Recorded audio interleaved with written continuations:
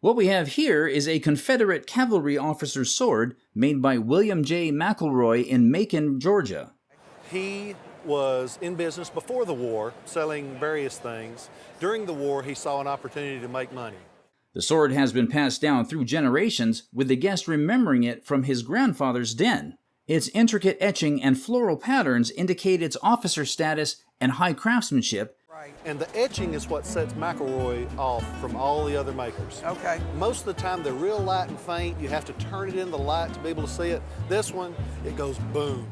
As opposed to an enlisted man's sword version, which is just smooth all over.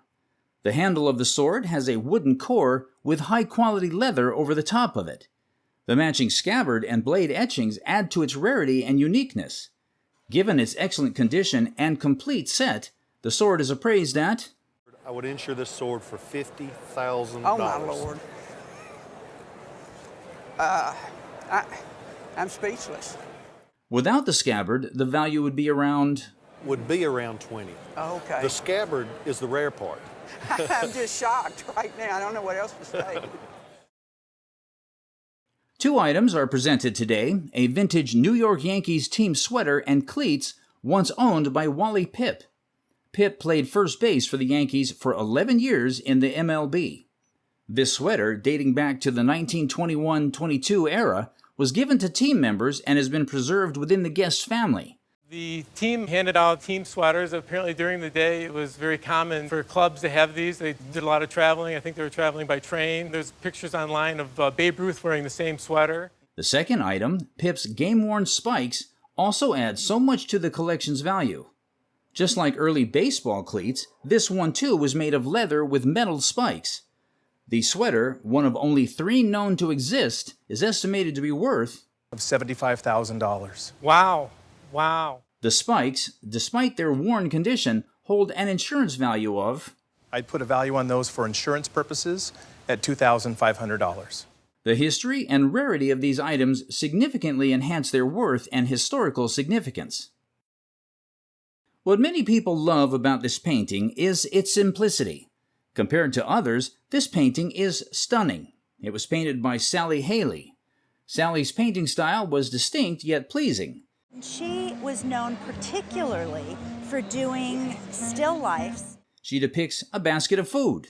The painting was created in 1960, and during that time, paintings like these were much in demand. Thus, this painting would fetch an estimated auction price of...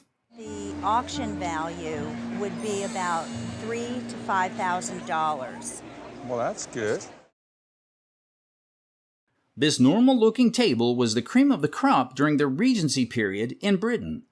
This type of table would have been made in the Regency period in England, which is around about 1800 to 1820. Yours is moving a little later than that, more towards 1820, 30, closer to the next time period, which is called William IV. The table is made from rosewood, and we can confirm this thanks to the black marks on it. It was made in 1820, at a time when tables like these were highly demanded by the rich. The table is quite special in that it tilts, and it also has special engravings to beautify the surface. For a table crafted in 1820, it has a fine finish which has ensured its top quality. This furniture is a great representation of luxury from the 1800s, and if it were to be auctioned today, it would fetch a suitable estimate of... At auction, you would expect it to sell between about $800 and $1,200. Windows are more than just portals to the outside world. They can hold stories of history and honor. The stained glass window brought in by the guest is a special item. It dates back to the Civil War era. It's connected to the Grand Army of the Republic. This was a group for Union soldiers formed in Illinois in 1866. The window is beautifully made with an eagle and colorful flags as its main features. The top half of the window is especially eye-catching, showing incredible attention to detail. It also pays tribute to fallen heroes and the local Legion post in Sterling, Nebraska. This stained glass window is unique and valuable because of its history, intricate design, and connection to the Grand Army of the Republic. While examining the condition of the stained glass window, the appraiser said, I would say for, full retail, which would be an insurance value, for this part, the top half of the two-piece sash window would be $5,000. Before us is an exquisite cloisonné panel acquired by the guest's grandfather during his time in China. What do you think he was doing in China? I think he was an engineer. And he was in China in the late 19th century, maybe early 20th century. This remarkable piece was gifted to him around the 1900s by a Chinese emperor. Upon close inspection, we can see delicate gilded lines known as cloisons. The panel features intricate depictions, including aged figures sitting and playing a sheng, as well as another group engaged in a game of weiqi. In the background, a vibrant temple complex stands surrounded by stylized rocks, adding depth and color to the scene. Despite its beauty, the surface shows signs of pitting, a natural consequence of aging. At auction, this symbolic piece of Chinese history is estimated to be worth... I have no idea. Let's try $70,000 to $100,000 at auction. Wow, that's wonderful. This guest acquired these bottles from the wall of a barn conversion. I did a barn conversion some years ago, and there was a crack in the wall, so I had to put a bit of concrete underneath, and when I dug under the barn, so these popped out. Dating back to the 18th century, the first bottle originates from Northern Europe, probably Germany. It features a pontil mark on the base and displays a lovely iridescence. The second bottle is an English mallet-shaped bottle, bearing the hallmark of its maker, AB. Both bottles were likely used for preserving wine in the 18th century. Still in very good condition, these 200-year-old bottles are worth... So what we have is over 1,000. This delicate vase, exhibited on the show, was acquired by the guest's mother at an estate sale in Nebraska 50 years ago. It was the estate sale of the law partner of my grandfather, who had done a lot of traveling, and we picked up a couple things, and I was about 5 years old. It is a hand-molded piece of California faience pottery. The vase features a unique blend of Spanish Mission and Art Deco styles. Spanish Mission, the bright colors. Yeah. And Art Deco when it starts being a little bit more machine age. Additionally, it boasts a large, rounded vegetal shape with a prominent pod at the front. On the underside, it bears the California Faience mark. Dating back to the 1920s to 1930s, the vase is in remarkable condition. We can expect this well-preserved and beautiful vase to sell for... This might bring from $1,000 to $1,500. That's great. That's great. My mom will be thrilled. The guest brought in 2 original New Yorker covers by William Steig for appraisal. William Steig was known to have created Shrek later in his career in 1990. He specialized in writing children's books and was a successful cartoonist and writer. This piece dates back to 1956, one of his earlier works characterized by street-smart kids looking at young ladies. Moreover, this second piece is by Mary Petty, made in 1942. It features a maidservant with her gas mask on, even though it looks like a bug. Due to its area of discipline, all original artwork, such as the New Yorker cover, is valued at $2,000 to $3,000. However, a William Steig New Yorker cover, because he is well known, is sold for $3,000 to $5,000. But Mary Petty is not well known and would be at the top end of... I'm going to go with $2,000 to $3,000, but I think it would certainly be the top end of that. Oh, great. Yes. I'm really happy. Thank you so much. Absolutely. Thank you.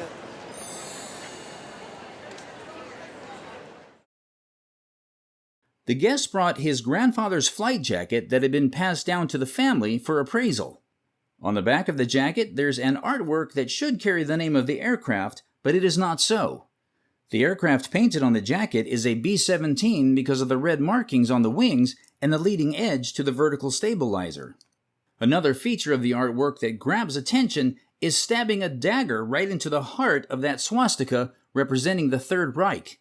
Moving to the front, it shows it is an A2 jacket made by Star Sportswear, contracted in May of 1942.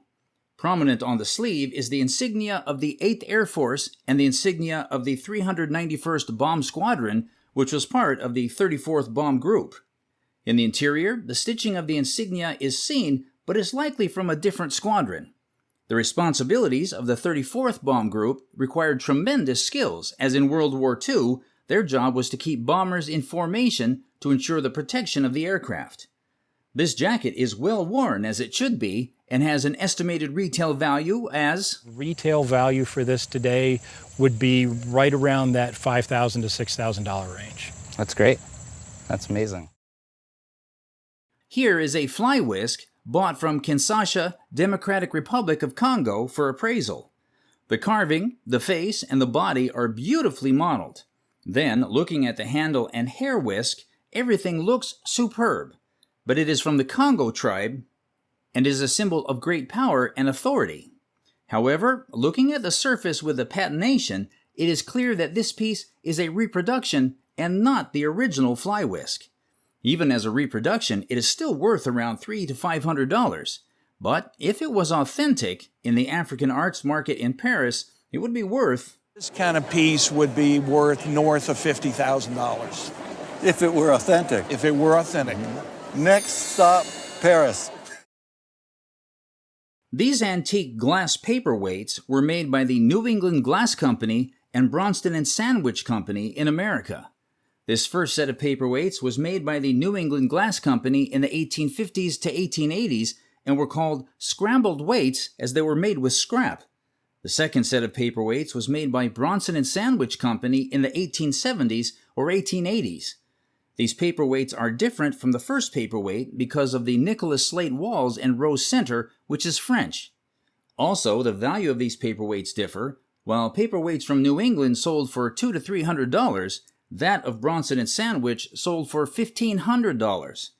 There is another set that is different from the other sets in design. One was made in New Jersey with a crippling tool from 1905 to 1915 by Ralph Barber for family and friends. The last one was made by Emma Larson in 1940 for commercial purposes. In a retail shop, the Emma Larson paperweights would sell for $3,500 to $4,000, while the Ralph Barber paperweights considered the best would sell for...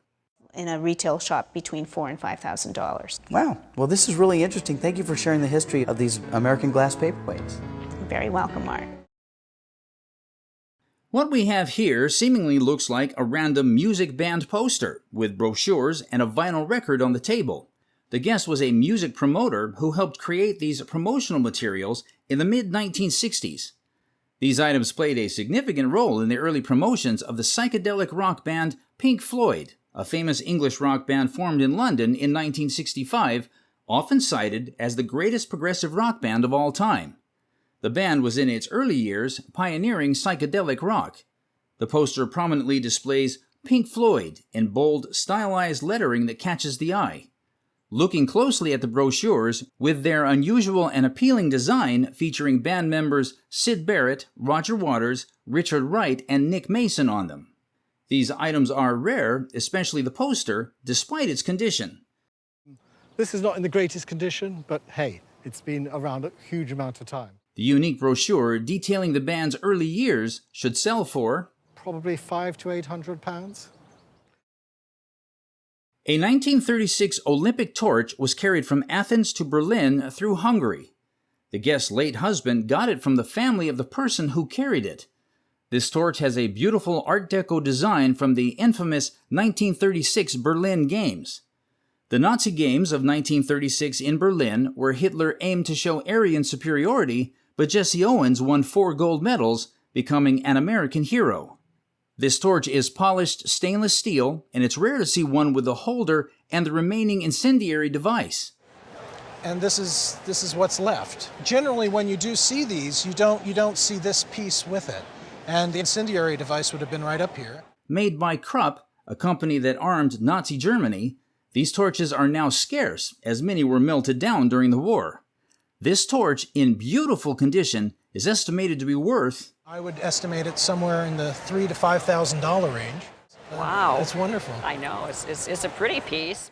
It's a wonderful piece of sports memorabilia from a significant historical period. We don't often see paintings of barns like this one, but that's what immediately makes this painting appealing to a wide range of collectors. The painting was drawn by artist L. McGill, but it is a copy of the work of another painter called Walter Hunt, who was known to have a fascination for drawing beautiful barnyard scenery. He's known for this very soft focus. They're very, very fuzzy things, and all the different textures. And you see that here in this painting. You see these calves, and you almost want to come up and touch that fur that they have on them. This painting is well drawn and detailed to represent different animals. The painting was made in 1915 and is an oil on canvas. This is a beautiful painting and scenery, and at auction, it would retail at... I would think it's probably worth about $8,000 to $12,000 at auction. Wow.